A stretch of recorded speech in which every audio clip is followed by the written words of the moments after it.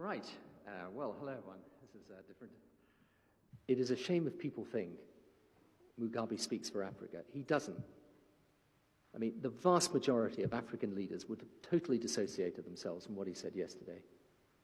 And this rubbish about neo-colonialism, that is merely a cloak, a cover for what is a corrupt, ruinous regime that is damaging, most of all, poor black people in Zimbabwe.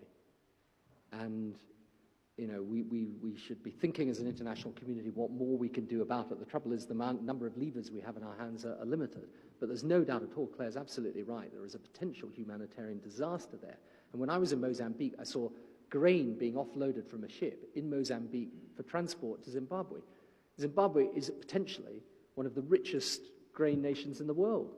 And yet, because of the way he has ruined the country, it's having to import grain for its people. It's a terrible, terrible tragedy. And one other thing that should be said very, very clearly, this nonsense about somehow, you know, we have held up land reform. The money is there for land reform. He could get that money and use it for land reform, because land reform is necessary, at any point in time he wanted. The only demand that has been made is the demand that it's done through the United Nations program in order to make sure that the money goes to the people, the poor people that actually need it, not into the pockets of him and his henchmen and the other people running the show. Principle, it's actually right.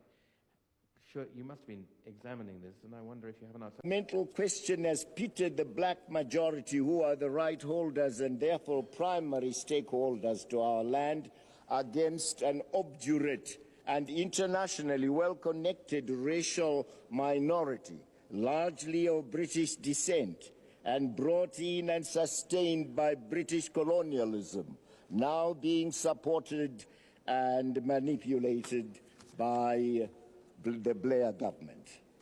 We have said, even as we acquire our land, we shall not deprive the white farmers of land completely.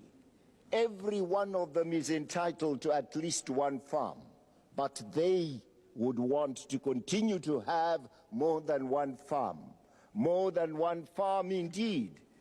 15, 20, 35 farms, one person. These are not figures I am just getting out of my mind. They are real figures. So no farmer is being left without land. Let no one who is negative want to spoil what we are doing for ourselves in order to unite Africa. We belong to this continent. We don't mind having and bearing sanctions banning us from Europe. We are not Europeans. We have not asked for any inch of Europe, or any square inch of that territory. So, Blair, keep your England and let me keep my Zimbabwe.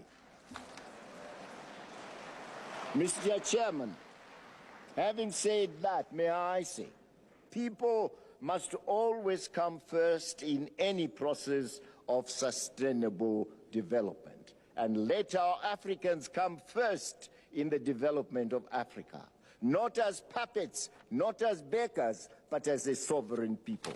I thank you.